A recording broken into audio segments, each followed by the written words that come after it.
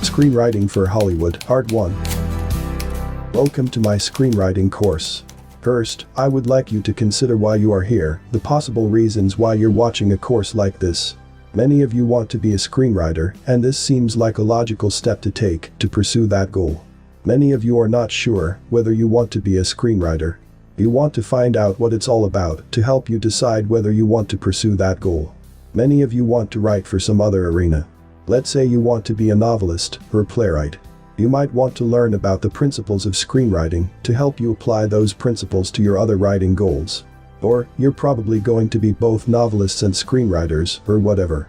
Some of you are here because you want to work in some other area of film. Well, I know everybody wants to direct someday, so that one doesn't count. Let's say you want to be a cinematographer, or an actor, or a producer, or finance a film, or a screenwriter's agent, or some other technical kind of job. But you will learn about scripts, so you can pursue those other film pursuits. My concern is that you learn what you need to know in order to launch your career. Now, no matter what your wish may be, you all must have one primary objective. And that is, you all must learn how to elicit emotions. People do not go to the movies so that they can watch the people on the screen laugh, cry, get turned on, or get frightened. They go so they can have those experiences themselves. And the goal of every filmmaker, from the screenwriter and director down to the gaffer and the grip, is to elicit a positive emotional response in the audience. Because, ultimately, the reason that one movie makes money, the reason that one movie succeeds, the reason one movie wins awards and the other one doesn't, is because the successful movie elicited a positive emotional experience in the mass audience. Now, as a screenwriter, your goal is more specific. You must know how to elicit that same emotional response in a person who reads your screenplay. Everything I talk about is designed to teach you how to accomplish that one goal. This is a class in manipulation. You are here to learn how to manipulate people. Manipulation is no longer a dirty word. My goal is that you will leave here with sufficient information, that you will know how to find or create a story for a movie, that you will know how to populate it with effective characters, develop it into a well-structured story, turn it into a well-written screenplay, and then you will know what to do with it when it's done, so it can either make you money or get you other work. There are basically 4 stages to the process of writing a screenplay, and any element of screenwriting is going to fall into one of these 4 stages. First, there is the story concept. That's simply the logline, what your movie is about in a single sentence. Next, there are the characters who populate that story. Third, there is the structure, or the plot structure. That simply means what happens in your movie and when does it happen. And finally, there are the individual scenes. In other words, the action description and dialogue written in proper format. I will divide each of those stages into 2 phases, as I call them. 2 forms the creativity takes within each stage. The first form the creativity takes is what I call the brainstorming phase. In other words, that's the creative process of generating as many possible ideas as you can, with no judgment. The goal of the brainstorming phase is quantity, not quality. Arthur, who is a screenwriter for almost 50 years and wrote an Oscar-winning documentary after the war, and then he created Flipper and Gentle Ben and a number of shows for Ivan Tors. He was Cecil B. DeMille's assistant on the 10 Commandments. He used to say there are 3 secrets to success at screenwriting. And the first one is, don't get it right. Get it written. In other words, if you wait for it to be perfect, it's never even going to be good. Just get it down.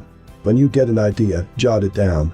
Don't edit it, don't judge it, just come up with as many ideas as you can. You can always go back and make them good later. And that's what the brainstorming phase is. It's this non-judgmental phase where you're going for quantity, not quality. Then, once you've exhausted the ideas that you can originate while you're brainstorming, you move into the second phase, which is judgmental. What I call the editing phase.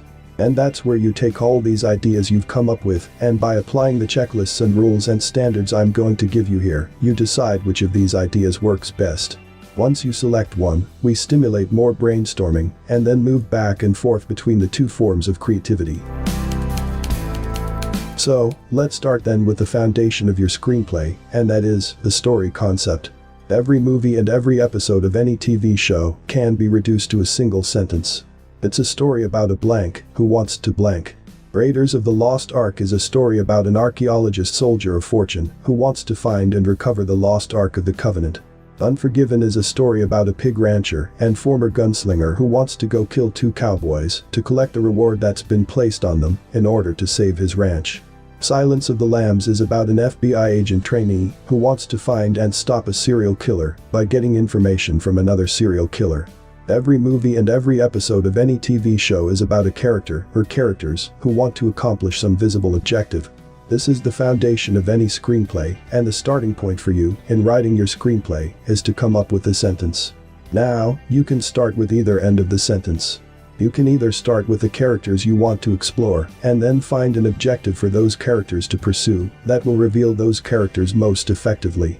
In other words, every time you encounter a person, a job someone has that seems interesting, you read a headline in the newspaper, you have a dream, you hear a joke, you listen to song lyrics, you look at other movies, and say, well, that's interesting, but what would happen if that same story was set somewhere else, or if those characters had decided to do this, or what if the cop was really the killer, or whatever it is. So, you go to any stimuli you can find on the outside world, and every time you encounter one of those things that stimulate your thinking, you jot it down. I advise you to carry wherever you go a little live wire notebook, so every time you encounter anything that has the potential of becoming a story idea, you write it down. It is the process of looking for ideas that's going to stimulate your creativity more than anything else. Now, in addition to the ideas you can come up with out of whole cloth in that way, you can also go to stories that already exist in some other arena. For instance, you find a novel that you think would be adaptable in the script form, and then you track down the writer and you option the rights, or you get a play, or a short story, or a true story. So, instead of just using the headline as a jumping off point for a fictional story, you acquire the rights to the person's life, and then you adapt that in the screenplay form. Or, you look at your own life story. Now, this gets very tricky. I strongly advise you to avoid writing autobiographical scripts. For two reasons. Number one, even though I know that your first love affair was wonderful, and romantic, and passionate, and then tragic and devastating to you, it's probably going to be as dull as dishwater to the rest of us. You're too close to what happened to you to be able to judge whether it's going to be of interest to the mass audience. And the other reason I advise against it is because you are also too close to what happened to you to be able in most cases to fictionalize it the way you need to. To be willing to change the story in whatever way necessary to make it work in screenplay form. And so, it becomes poorly structured or hard to believe or whatever. But, I do recommend drawing on your own experience in this way. And that is, think about your past and create screenplays that draw on your background as the arena or the setting for the movie, and then create a fictional story within that setting.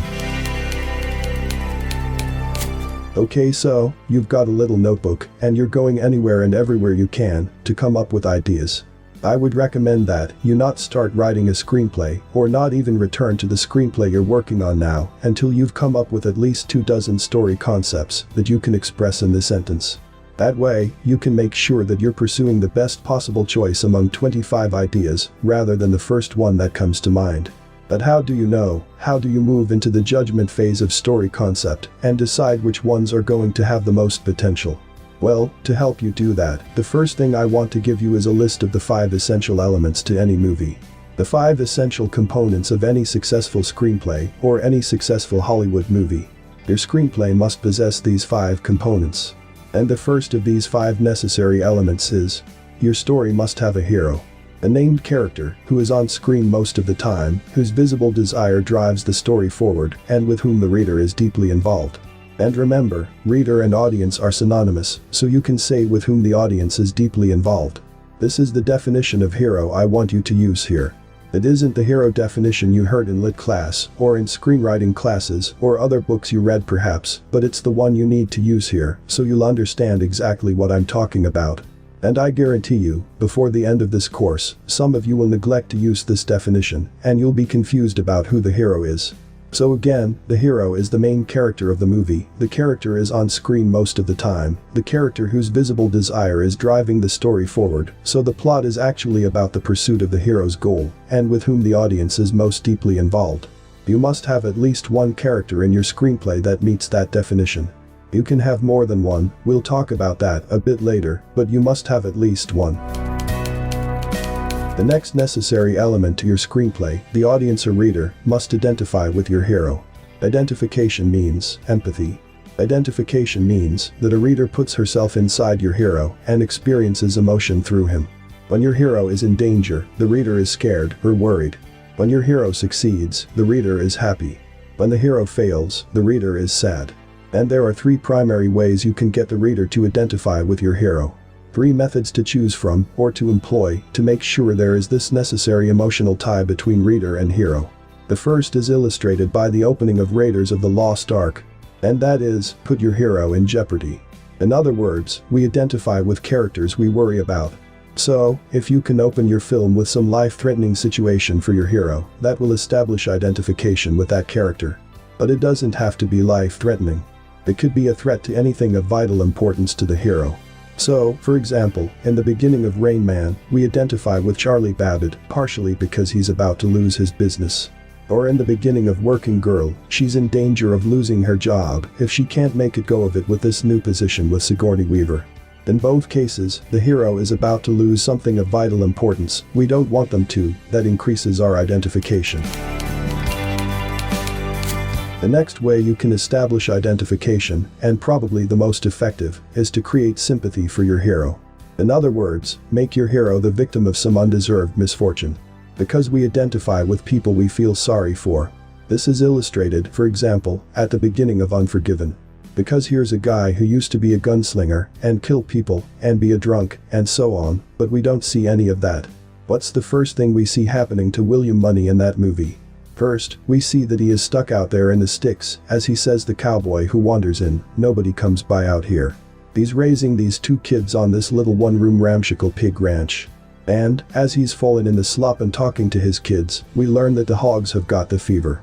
Now, personally I don't know anything about pig ranching, but my guess is, this is not a good thing.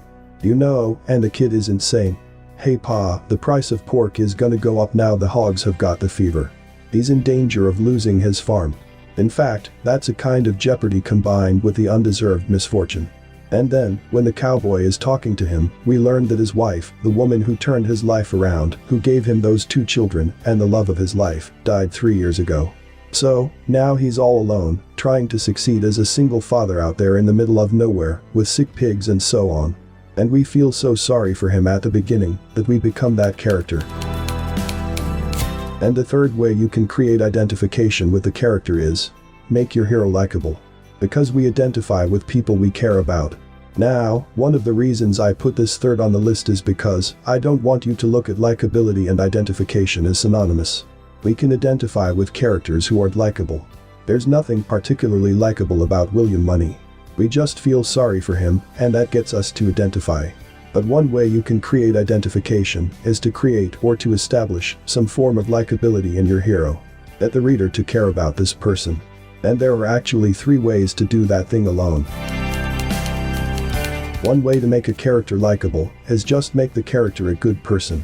But the next one you can make a character likable is, make the character funny. This is one of the ways we can identify often with characters who are darker. Or perhaps have kind of a mean streak. When you see a movie starring Danny DeVito, or Joe Pesci, or Eddie Murphy, or Jack Nicholson, they very often play characters who aren't kind people. Think of Danny DeVito at the beginning of Ruthless People. But he is as funny as he's plotting the murder of his wife, talking about how much she hates her, that he makes us laugh. And we like people who make us laugh. And the third way you can make a character likable is to make that character good at what he does. Because we identified with people for whom we have great respect, or about whom we want to fantasize, you might say. This is the realm of the superhero. One of the reasons we can identify, and I don't mean superhero just in the Batman and Superman arena, but, say, characters played by Arnold Schwarzenegger, or Jean-Claude Van Damme, or any of those sort of big action guys. Very often those movies open with the character blowing a bunch of bad guys away, or knocking them all out with karate, or whatever they do, to show this guy's just the toughest guy on the planet, and then we have that kind of fantasy connection with that character. You must employ at least one, preferably 2 or all 3 of these identification devices in your screenplay. And, equally important, you must establish this identification immediately. As soon as your hero is introduced, as soon as you put your hero on the page, the first thing you have to concern yourself with is, how can I get the audience and the reader to identify with this person? It is the introduction of the hero that has to establish the undeserved misfortune, or the jeopardy, or the likability of that character. The third necessary element of your screenplay, after a hero and identification with our hero, is your hero must pursue some outer motivation. In other words, your hero must pursue some visible goal that has a clearly implied endpoint. It cannot just be a desire to be in a situation. It cannot be a desire for some inner quality, like love or revenge or success or acceptance. It must be something we can see on the screen that the hero is pursuing. We can see him pursue the lost ark, and we see the ark when he finally discovers it, and we can see the serial killer she's trying to stop in Silence of the Lambs. It's outwardly visible on the screen. This isn't necessarily the most important element of the movie, because all 5 of these are essential, but it's the one you must pay the closest attention to, because it is the one that is most likely to be missing from unsuccessful screenplays. This is the number 1 reason that most of the screenplays in Hollywood get rejected. Because there is no outer motivation for the hero to pursue. Unfortunately, this principle of visible outer motivation is simple. But it's not easy. I just explained that the best way I know how to explain it, but it's gonna take a lot of practice and reinforcement for you to get it and be able to incorporate it into your own screenplay. All 3 of the other stages of the process, character, structure and scene writing, all are built on this foundation. If you don't have a story concept for your screenplay, nothing else can work, because it's going to be the basis of defining the other characters and structuring your movie and defining each individual scene. Okay, but even if you have a solid story concept with a clear visible endpoint, you still don't have a movie. Let's say, for example, you were writing Raiders of the Lost Ark, and Indiana Jones says, "I want to find the lost Ark of the Covenant." And then, one of the other characters said, "Oh, here it is." Well, you're not going to pay $7 to see that, right? Why not? Because there's no conflict, and the 4th essential element of your screenplay is, there must be conflict. There must be obstacles and hurdles that your hero faces that seem insurmountable. Every movie is a David and Goliath story. Every movie that works is about a character or characters who face seemingly insurmountable odds or obstacles in accomplishing their goal. Now, the Goliath could be some force of nature, tornadoes and Twister, alien invasion and aliens, which they aren't really individual characters, they're more like a force of nature, the shark in Jaws. Conflict may come from nature, but it must come from other characters. The conflict must seem impossible for your hero to overcome. Must be some obstacle standing in here as well. And then, finally, the final central element of your screenplay in facing this obstacle. There must be the need for courage. Every movie must be about a life or death situation for the hero. In other words, the hero must risk something that is of vital interest, vital importance to them. They must risk their life either literally, as any racer, or Twister, or Anaconda, or Jaws, or Silence of the Lambs, or figuratively they must put their lives on the line. So, it's either a literal life or death situation, or it is figurative, but the hero must put everything on the line. If the hero doesn't care enough about what they're pursuing to risk everything for it, then the audience won't care about it either.